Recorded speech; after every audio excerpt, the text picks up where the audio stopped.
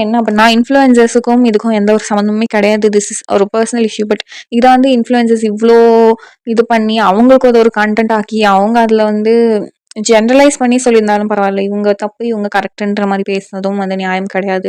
And அதேதான் இப்போ நமக்கு தெரியும். த்ரிஷா அவர்களுக்கும் இதே தான் ஃபேஸ் பண்றாங்க. பட் இது எப்போ இந்த சிச்சுவேஷன் எண்ட் ஆகும்னு தெரியல. We will wait and see for what evidence Jayam Ravi is producing. அதுக்கப்புறம் வேணா வி கேன் டிசைட். அதுலயுமே நம்ம டிசைட் பண்றதுக்கு இதுல ஒண்ணுமே கிடையாது. இது கம்ப்ளீட்டா அவரோட லைஃப். அண்ட் அவரு வந்து இந்த மாரி சொல்லியிருந்தாங்க. அவருக்கு படம் இப்போதைக்கு எதுவும் நடிக்க போறதில்ல. நடிச்ச படமும் எதுவும் டிவோர்ஸ் வரைக்கும் ரிலீஸ் ஆக போறதில்லன்ற மாரியும் சொல்லியிருந்தாங்க.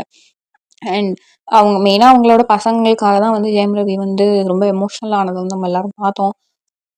ஸோ நம்ம வந்து என்ன இப்போ ஆர்த்தி அவர்கள் என்ன கண்டிப்பா ஏதாவது ரெஸ்பான்ஸ் பண்ணுவாங்க. பண்ணாம இருக்க மாட்டாங்க. பார்ப்போம்.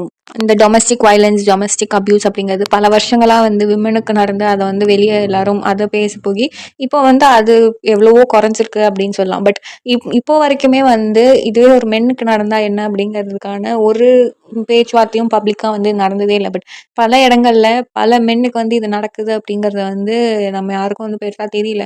ஸோ அதோட ஒரு விக்டிமா வந்து நம்ம ஜெயம் ரவி அவர்கள பார்க்கலாம். இதுல வந்து நமக்கு அவங்க வெளியில இதுக்கு முன்னாடி ஒரு கலாட்டாக்கு ஒரு இன்டர்வியூ குடுத்திருந்தாங்க. ஸோ அதுலயுமே நம்ம நெறைய இடத்துல நோட்டீஸ் பண்ணோம். அவர் வந்து எந்த அளவுக்கு வந்து பாத்து பாத்து பேசுறாரு, எவ்வளோ அ ஒரு கன்ஃப்யூஷன்லயே பேசியிருக்காரு.